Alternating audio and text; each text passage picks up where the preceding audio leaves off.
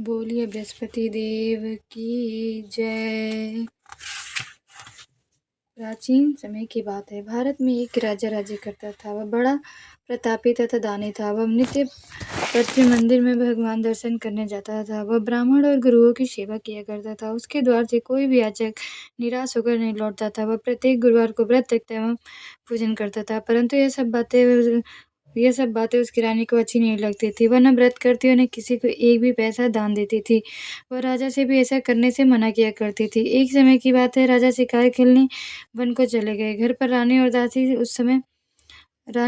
थी। उस समय गुरु बृहस्पति साधु का रूप धारण कर राजा के दरवाजे पर भिक्षा मांगने आए। साधु ने रानी से भिक्षा मांगी तो वह कहने लगे कि हे साधु महाराज, मैं इस दान और पुण्य से तंग आ गई हूँ। इस कार्य के लिए मेरे पति देवी बहुत है। अब ऐसी कृपा करें कि सारा धन नष्ट हो जाए तथा मैं आराम से रह सकूं। साधु रूपी बृहस्पति देव ने कहा, हे देवी, तुम बड़ी विचित्र हो। संतान और धन से कोई दुखी नहीं होता, इसको सभी चाहते हैं। पापी भी पुत्र और धन की इच्छा करता है।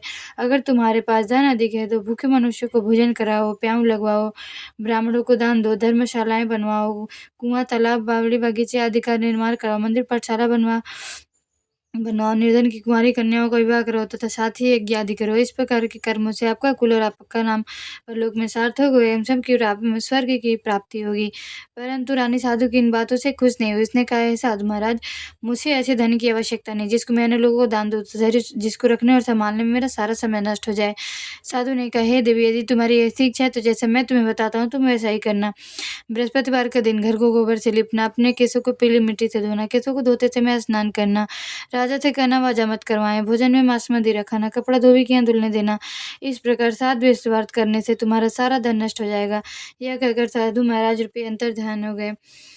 रानी ने साधु के अनुसार 7 बृहस्पतिवार तक वैसे ही करने का विचार किया। साधु के बताए अनुसार कार्य करते हुए केवल 3 ही बृहस्पतिवार बीते थे कि उसकी समस्त धन संपत्ति नष्ट हो गई। भोजन के लिए दोनों समय परिवार तरसने लगा तथा संसारी भोगों से दुखी रहने लगा। तब राजा ने कहा, हे रानी, तुम यहाँ पर रहो, मैं परदेश जा रहा हूँ, वहाँ कोई काम धंधों करूंगा, शायद हमारा भाग्य बदल जाए। ऐसा कहकर राजा परदेश चला गया। वह वहां से जंगल से लकड़ियां काट कर लाता और बेचकर अपना जीवन व्यतीत करने लगा। इधर राजा के बिना रानी और दासियां दुखी रहने लगी। किसी दिन भोजन मिलता, किसी दिन जल पीकर ही रह जाती। एक समय रानी और दासियों को 7 रोज बिना भोजन के व्यतीत करना पड़ा तो रानी ने अपनी दासी से कहा कि यहाँ पास ही के नगर में मेरी बहन रहती है, बड़ी धनवान है, तो उसके पास जा और वहाँ से 5 सेर बाजार मांग ला, जिससे कुछ समय के लिए गुजर हो जाएगा। दासी रानी की बहन के पास गई। रानी की बहन उस समय पूजा कर रही थी। बृहस्पतिवार का दिन था। दासी ने रानी की बहन से कहा कि हे रानी बहन, मुझे आपकी बहन ने भेजा है, मुझे 5 सेर भेजर दे दो। दासी ने यह बात अनेक बार कही, परंतु रानी की बहन ने कोई उत्तर नहीं दिया, क्योंकि उस समय बृहस्पतिवार की कथा सुन रही थी। जब रानी को दासी की बहन से कोई उत्तर नहीं मिला तो बहुत दुखी से क्रोध में वह लौटकर रानी से बोली, हे रानी, आपकी बहन बहुत ही धनी स्त्री हो, छोटे लोगों से बात भी नहीं करती। मैंने उससे कहा तो उसने कोई उत्तर नहीं दिया, मैं वापस चली आई। रानी बोली, हे दासी, इसमें उसका कोई दोष नहीं। जब बुरे दिन आते हैं तब कोई सहारा नहीं देता। अच्छे बुरे का पता विपत्ति में ही लगता है। जो ईश्वर की इच्छा होगी वही होगा, यह सब हमारे भाग्य का दोष है। उधर रानी की बहन ने सोचा कि मेरी बहन की दासी आई थी, परंतु मैं उसे नहीं बोली, इससे वह बहुत दुखी हुई। कथा सुना विष्णु भगवान का पूजन समाप्त कर वह अपनी बहन के घर गई। बहन के घर आई और कहने लगी कि हे रानी बहन, मैं बृहस्पतिवार का व्रत कर रही थी, तुम्हारी दासी हमारे घर गई थी, परंतु जब तक कथा होती है तब तक न उठते न बोलते, इसलिए मैं नहीं बोली। कहो दासी, क्यों आई थी? रानी बोली, बहन, हमारे घर में नाज नहीं था, वैसे तुमसे कोई बात छिपी नहीं है, इस कारण मैंने दासी को तुम्हारे पास 5 सेर भेजर लेने के लिए भेजा था। रानी की बहन बोली, बहन, बृहस्पति भगवान सबकी मनोकामना पूर्ण करते हैं, देखो शायद तुम्हारे घर में अनाज रखा हो। यह सुन दासी घर के अंदर गई तो वहाँ उसे घड़ा भेजर से भरा मिल गया। उसे बड़ी हैरानी हुई, क्योंकि उसने एक एक बर्तन देख लिया था। उसने बाहर आकर रानी को बताया। दासी अपनी रानी से कहने लगी कि हे रानी, वैसे देखो, वैसे हमको जब अन्न नहीं मिलता तो हम रोज ही व्रत करते हैं। अगर इनसे व्रत की विधि और कथा पूछ ली जाए तो हम भी किया करेंगे। दासी के कहने पर रानी ने अपनी बहन से बृहस्पतिवार के व्रत के बारे में पूछा। उसकी बहन ने बताया कि हे रानी बहन, बृहस्पतिवार को सूर्योदय से पूर्व उठकर स्नान करके बृहस्पतिवार का व्रत करना चाहिए, लेकिन उस दिन सिर नहीं धोना चाहिए। बृहस्पतिवार के व्रत में चने की दाल और मुनक्का से विष्णु भगवान का केले की वृक्ष की जड़ में पूजन करें तथा दीपक जलावें। उस दिन एक ही समय भोजन करने, भोजन पीले खाद्य पदार्थ का करें तथा कथा सुने। इस प्रकार करने से गुरु भगवान प्रसन्न होते हैं, अन्न पुत्र धन देते हैं, मनोकामना पूर्ण करते हैं। व्रत और पूजन की विधि बताकर रानी की बहन अपने घर लौट गई। रानी और दासी दोनों ने निश्चय किया कि बृहस्पति देव भगवान का पूजन जरूर करेंगी। 7 दिन बाद जब बृहस्पतिवार आया तो उन्हें गुड़साल में जाकर चना गुड़ बीन लाई तथा उसी दाल से केले की वृक्ष की जड़ तथा भगवान का पूजन किया। अब भोजन पीला कहाँ से आए, दोनों बड़ी दुखी, परंतु उन्होंने व्रत किया था, इस कारण बृहस्पति भगवान प्रसन्न थे। एक साधारण व्यक्ति के रूप में वे 2 थालों में सुंदर पीला भोजन लेकर आए और दासी को देकर बोले, हे दासिया, तुम यह भोजन तुम्हारे और रानी के लिए, तुम दोनों करना। दासी भोजन पाकर बड़ी प्रसन्न हुई और रानी से बोली, रानी जी भोजन कर लो। रानी को भोजन आने के बारे में कुछ पता नहीं था, इसलिए वह दासी से बोली, जा तू ही भोजन कर, क्योंकि तुम्हारी व्यर्थ में हंसी उड़ाती है। दासी बोली, एक व्यक्ति में भोजन दे गया। रानी कहने लगी, वह तेरे लिए दे गया है, तू ही कर।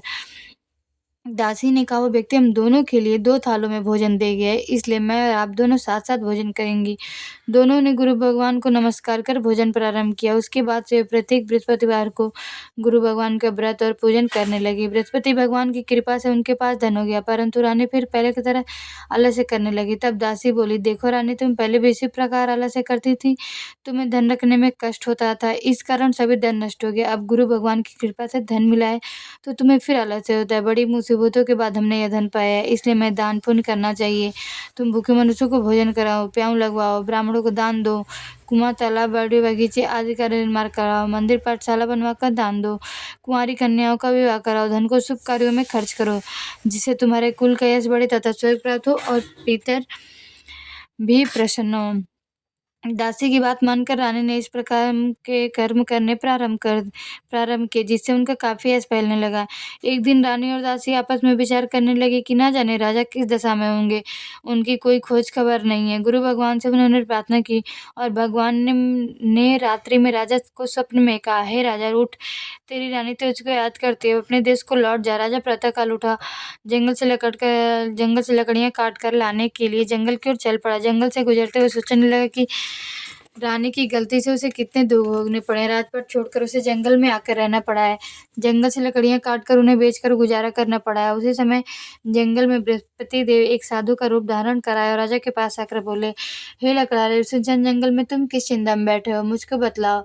यह सुन राजा के नेत्रों में जल भर आया और साधु की वंदना कर बोला, हे प्रभु, आप सब कुछ जानने वाले। इतना कहकर राजा ने अपनी संपूर्ण कहानी सुना दी। महात्मा दयालु होते हैं। वे राजा से बोले, हे राजा, तुम्हारी पत्नी ने बृहस्पति देव के प्रति अपराध किया था, जिसके कारण तुम्हारी यह दशा हुई। अब तुम किसी प्रकार की चिंता मत करो, भगवान तुम्हें पहले से अधिक धन देंगे। देखो, तुम्हारी पत्नी ने बृहस्पतिवार का व्रत प्रारंभ कर दिया। अब तुम भी बृहस्पतिवार का व्रत करके चने की दाल व गुड़ जल को लोटे में डालकर केले का पूजन करो, फिर कथा कहो या सुनो, भगवान तुम्हारी सभी मनोकामनाओं को पूर्ण करेंगे। साधु को प्रसन्न देखकर राजा बोला, हे प्रभु, मुझे लकड़ी बेचकर इतना पैसा नहीं मिलता जिससे मैं मुझे भोजन करने के उपरांत कुछ बचा सकूं। मैं रात्रि में अपनी रानी को व्याकुल देखा है, मेरे पास कोई साधन नहीं है जिससे मैं समाचार जान सकूं, फिर मैं बृहस्पति देव की क्या ही कहानी कहूँ, मुझको तो मालूम ही नहीं है। साधु ने कहा, हे राजा, तुम किसी बात की चिंता मत करो, बृहस्पतिवार के दिन तुम रोजाना की तरह लकड़ियां लेकर शहर को जाओगे, तुम्हें रोज से दुगुना धन प्राप्त होगा, जिससे तुम भली भांति भोजन कर लोगे तथा बृहस्पति देव के पूजन का सामान भी आ जाएगा। बृहस्पति देव कथा इस प्रकार है। बोलिए बृहस्पति देव की जय। प्राचीन काल में एक बहुत ही निंद ब्राह्मण था, उसकी कोई संतानें नहीं थी। वह नित्य पूजा पाठ करता, परंतु उसकी स्त्री बहुत मलिनता के साथ रहती थी। वह स्नान करती न कि किसी देवता का पूजन करती थी। प्रातः काल उठते सर्वप्रथम भोजन करती थी, बाद में कोई अन्य कार्य करती थी। ब्राह्मण देवता बहुत दुखी रहते, पत्नी को बहुत समझाते, किंतु कोई परिणाम न निकला। भगवान की कृपा से ब्राह्मण की स्त्री को कन्या उत्पन्न हुई। वह कन्या अपने पिता घर में बड़ी होने लगी। वह बालिका प्रातःकाल स्नान करके भगवान विष्णु का जप करती, तो बचपन से ही बृहस्पतिवार का व्रत भी करने लगी। पूजा पाठ समाप्त कर स्कूल जाते समय अपनी मुट्ठी में जौ भर कर ले जाती और पाठशाला के मार्ग में डालती जाती। वही जब स्वर्ण के हो जाते तो लौटते समय उनको बीन कर घर ले आती। एक दिन वह बालिका सुबह में जौ को उठाकर साफ कर रही थी, तभी उसकी मां देख लिया और कहा कि हे बेटी, सोने के जौ को फटकने के लिए सोने का शुभ भी होना चाहिए। दूसरे दिन गुरुवार था, इस कन्या ने व्रत रखा और बृहस्पति देव से प्रार्थना करके कहा कि हे प्रभु, यदि मैंने सच्चे मन से आपकी पूजा करी हो तो मुझे सोने का शुभ भी दे। तो बृहस्पति देव ने उसकी प्रार्थना स्वीकार कर ली और रोजाना की तरह वह कन्या स्कूल में जौ फैलाती हुई चली गई। स्कूल से लौटकर जब जौ बिन रही थी तो बृहस्पति देव की कृपा से उसे सोने का शुभ में मिल गया। उसे वह जौ साफ उसे वह घर ले आई और उसे जौ साफ करने लगी। परंतु उसकी माँ का वही ढंग रहा। एक दिन की बात है, वह कन्या सूप में उन जौ को पटक कर साफ कर रही थी। उस समय उस नगर का राजकुमार वहां से होकर निकला। इस कन्या के रूप और सोने के सूप में जौ को साफ करते देखकर वह इस कन्या पर मोहित हो गया। राजमहल आकर वह भोजन तथा जल त्याग कर उदास होकर लेट गया। राजा को जब राजकुमार द्वारा जल त्यागने का समाचार ज्ञात हुआ तो अपने मंत्री के साथ अपने पुत्र के पास गया और बोले, हे पुत्र, तुम्हें किस बात का कष्ट है? किसी ने अपमान किया था? कोई और कारण नहीं है? मुझे बतलाओ, मैं वही करूंगा जिससे तुम्हें प्रसन्नता हो। राजकुमार ने अपने पिता की बातें सुनी तो वह बोला, मुझे आपकी कृपा से किसी बात का दुख नहीं, किसी ने मेरा अपमान नहीं किया, परंतु मैं उस लड़की के साथ विवाह करना चाहता हूँ जो सोने के सूप में जौ साफ कर रही थी। यह सुन राजा आश्चर्य में पड़ गया और बोला, हे बेटा, इस तरह की कन्या का पता तुम्हें लगा, मैं इसके साथ तुम्हारा विवाह से ही करवा दूंगा। राजकुमार ने राजा को उस लड़की के घर के पता बतलाया। मंत्री उस लड़की के घर गया और राजा का आदेश ब्राह्मण को सुनाया। कुछ ही दिन बाद ब्राह्मण की कन्या के विवाह राजकुमार के साथ संपन्न हो गया। कन्या घर से जाते ही उस ब्राह्मण देवता के घर में पहले की तरह गरीबी का निवास हो गया। अब भोजन के लिए भी अन्न बड़ी मुश्किल से मिलता। एक दिन दुखी होकर ब्राह्मण अपनी पुत्री से मिलने गया। बेटी ने पिता की दुखी अवस्था को देखा और अपनी माँ का समाचार पूछा। ब्राह्मण ने सभी हाल कहा। कन्या ने बहुत से धन देकर अपने पिता को विदा कर दिया। इस तरह ब्राह्मण का कुछ समय सुखपूर्वक व्यतीत हुआ, लेकिन कुछ दिन बाद फिर वही हाल हो गया। तो इस तरह ब्राह्मण फिर अपनी कन्या के गया और सभी हाल कहा तो पुत्री बोली, हे पिताजी, अब माता जी को यहाँ ले वाला, मैं उन्हें विधि बता दूंगी जिससे गरीबी दूर हो जाएगी। ब्राह्मण दूत अपनी स्त्री को साथ लेकर अपनी पुत्री के पास राजमहल पहुंचे तो पुत्री अपनी माँ को समझाने लगी कि हेमा, तुम प्रातःकाल उठकर प्रथम स्नान आदि करके भगवान विष्णु भगवान का पूजन करो, तो सब दैत्य दूर हो जाएगी। परंतु उसकी माँ ने एक भी बात नहीं मानी। वो प्रातःकाल उठकर अपनी पुत्री के बजाय जूठन खा लेती थी। एक दिन उसकी पुत्री को बहुत गुस्सा आया। उसने एक कोठरी से सारा सामान निकाल दिया और अपनी माँ को उसमें बंद कर दिया। प्रातःकाल उसमें से निकाला तथा स्नान आदि करा के पूजा पाठ करवाया तो उसकी माँ की बुद्धि ठीक हो गई। इसके बाद से नियम से पूजा पाठ करती हुए प्रत्येक बृहस्पतिवार को व्रत रखने लगी। इस व्रत के प्रभाव से उसकी माँ भी धनवान हो गई और बृहस्पति देवता के प्रभाव से स्वर्ग हो गई। वह ब्राह्मण भी सुखपूर्वक इस लोक का सुख भोगकर स्वर्ग को प्राप्त हुआ। इस तरह कहानी कहकर साधु देवता वहां से लोप हो गए। धीरे धीरे समय व्यतीत होने पर बृहस्पतिवार का दिन आया। राजा जंगल से लकड़ियां काटकर किसी शहर में बेचने ले गया। उसे उन दिनों से अधिक धन मिला। राजा ने चना गुड़ा दिलाकर बृहस्पतिवार की कथा कही। बृहस्पतिवार का व्रत किया। उस दिन से उसके सभी कलेश दूर हो गए। परंतु जब अगला गुरुवार का दिन आया तो वह बृहस्पतिवार का व्रत करना भूल गया। इस कारण बृहस्पति भगवान नाराज हो गए। उस दिन उस नगर के राजा ने विशाल यज्ञ का आयोजन किया तथा अपने समस्त राज्य में घोषणा करवा दी कि कोई भी मनुष्य अपने घर में भोजन न बनाए तथा आग न जलाए। समस्त लोग मेरे यहाँ भोजन करने आवे। इस आज्ञा को जो न मानेगा उसको फांसी की सजा दी जाएगी। राजा की आज्ञा अनुसार राज्य के सभी वासी राजा के भोज में सम्मिलित हुए, लेकिन लकड़हारा कुछ देर से पहुंचा, इसलिए राजा को अपने साथ महल में ले गए। जब राजा लकड़हारे को भोजन करा रहे थे तो रानी की दृष्टि खुट्टी पर पड़ी जिस पर उनका हार लटका हुआ था। वह हार लटका दिखाई नहीं दिया। रानी को निश्चय हो गया कि मेरा हार इसी लकड़हारे ने चुरा लिया है। उसी समय सैनिक बुलवाकर उसको जेल खाने में डलवा दिया। जब लकड़हारा जेल खाने में पड़ गया तो बहुत दुखी होकर विचार करने लगा कि न जाने कौन से पूर्व जन्म के कर्म से मुझे यह दुख प्राप्त हुआ है, और उसी साधु को याद करने लगा जो जंगल में मिला था। तत्काल बृहस्पति देव साधु के रूप में प्रकट हो गए और उसकी दशा को देखकर कहने लगे, अरे मूर्ख, तूने बृहस्पति देव की कथा नहीं कही, इस कारण तुझे यह दुख प्राप्त हुआ। अब चिंता मत कर, बृहस्पतिवार के दिन जेलखाने के दरवाजे पर 4 पैसे मिलेंगे, उनसे तू बृहस्पतिवार का पूजन करना, तेरे सभी कष्ट दूर हो जाएंगे। अगले बृहस्पतिवार को उसे जेल के द्वार पर 4 पैसे मिले। राजा ने पूजा का सामान मंगवाकर कथा का यह प्रसाद बांटा। उसी रात्रि को बृहस्पति देव ने उस नगर के राजा को सपने में कहा, हे राजा, तूने जिस आदमी को जेलखाने में बंद कर दिया वह निर्दोष है, वह राजा, उसे छोड़ देना। रानी का हार खूंटी पर लटका हुआ, अगर तू ऐसा नहीं करेगा तो मैं तेरे समस्त राज्य को नष्ट कर दूंगा। राजा प्रातःकाल उठा और खूंटी पर हार टंगा देखकर लकड़हारे को बुलाकर क्षमा मांगी तथा राजा के एक सुंदर वस्त्र आभूषण भेंट कर विदा कर दिया। गुरुदेव की आज्ञा अनुसार राजा अपने नगर के चल दिया। राजा नगर के निकट पहुंचा तो उसे बड़ा ही आश्चर्य हुआ। नगर में पहले से अधिक बाग, तालाब तथा कुएं तथा बहुत सी धर्मशालाएं, मंदिर आदि बने हुए थे।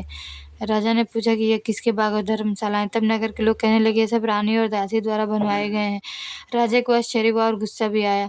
जब राजा ने जब रानी ने खबर सुनी कि राजा आ रहे तो उसने अपनी दासी से कहा कि हे दासी, देख राजा हमको कितनी बुरी हालत में छोड़ गए थे, वह हमारी ऐसी हालत देखकर लौट न जाए, इसलिए तू दरवाजे पर खड़ी हो जा।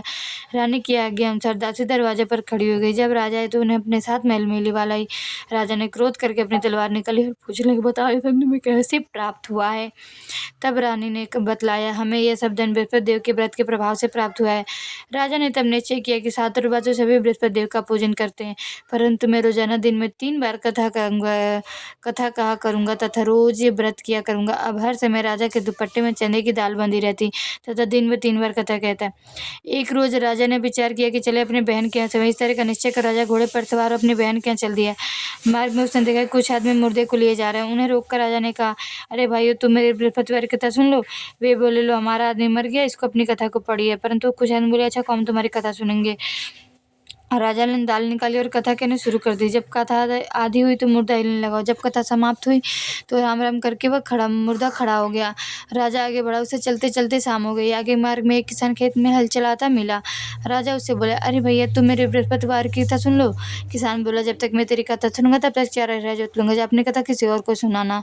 राजा आगे चलने लगा। राजा के हटते ही बैल पर छाड़ खाकर गिर गए तथा किसान के पेट में बहुत जोर से दर्द होने लगा। उसकी पत्नी किसान उस समय उसकी पत्नी रोटी लेकर आए। उसने जब यह देखा तो पुत्र से सवाल पूछा। बेटे ने सवाल का बुढ़िया दौड़ी दौड़ी घुड़सवार के पास गई और बोली, मैं तेरी कथा सुनूंगी, तू अपनी कथा मेरे खेत पर चढ़कर कहना।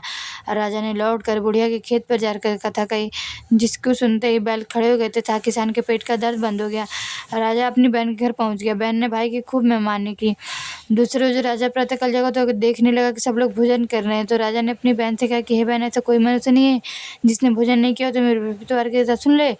तो बहन बोली, हे भैया, यह देश ऐसा ही है, पहले ये लोग भोजन करते हैं, बाद में कोई अन्य कार्य करते हैं। अगर कोई पड़ोस में हो तो दिखाते हुए। ऐसा कहकर वह देखने चली गई, परंतु ऐसा कोई व्यक्ति नहीं मिला जिसने भोजन नहीं किया हो। वह एक कुम्हार के घर गई जिसका लड़का बीमार था। उसे मालूम हुआ कि यहाँ 3 रोज से किसी ने भोजन नहीं किया है। रानी ने अपनी भाई की कथा सुनने के लिए कुम्हार से कहा। वह तैयार हो गया।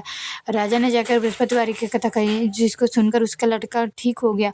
अब तो राजा की प्रशंसा होने लगी। एक दिन राजा ने अपनी बहन से कहा कि बहन, मैं अपने घर को जाऊंगा, तुम भी तैयार हो जाओ। राजा की बहन ने अपनी सास से अपने भाई के साथ जाने की आज्ञा मांगी। सास बोली, हाँ चली जा, परंतु अपने लड़कों को मत ले जाना, क्योंकि तेरे भाई की संतान नहीं होती। बहन ने अपने भाई से कहा कि हे भैया, मैं तो चलूंगी, परंतु कोई बालक नहीं जाएगा। राजा ने कहा, जब कोई बालक नहीं जाएगा तो तुम जाकर क्या ही करोगी। दुखी मन से राजा ने अपने नगर को लौट आया। राजा ने अपनी रानी से कहा कि हम निसंतान है, इसलिए हमारे घर आना कोई पसंद नहीं करता। इतना कहकर वो बिना भोजन आदि किए शैया पर लेट गया। रानी बोली, हे प्रभु, बृहस्पति देव ने हमें सब कुछ दिया है, हमें संतान भी अवश्य देंगे। उसी रात बृहस्पति देव ने राजा को स्वप्न में कहा, राजा उठ, सभी सोच को त्याग दे, तेरी रानी गर्भवती है। राजा को यह जानकर बड़ी प्रसन्नता हुई।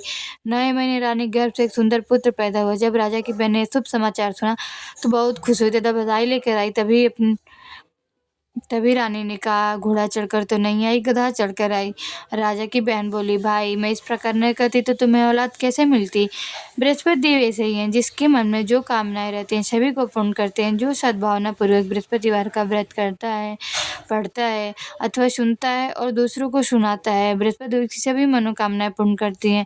बृहस्पति उनकी सदैव रक्षा करते हैं। जो संसार में सद्भावना व सच्चे हृदय से बृहस्पति देव का पूजन करते हैं, उनकी सभी मनोकामनाएं उसी प्रकार पूर्ण होती हैं, जैसे राजा और रानी ने बृहस्पति देव की कथा का गुणगान किया। उनकी सभी इच्छाएं बृहस्पति देव ने पूर्ण की। मनुष्य को हृदय से मनन करते हुए जय जयकार बोलना चाहिए। बोलिए बृहस्पति देव की जय, बोलिए विष्णु भगवान की जय।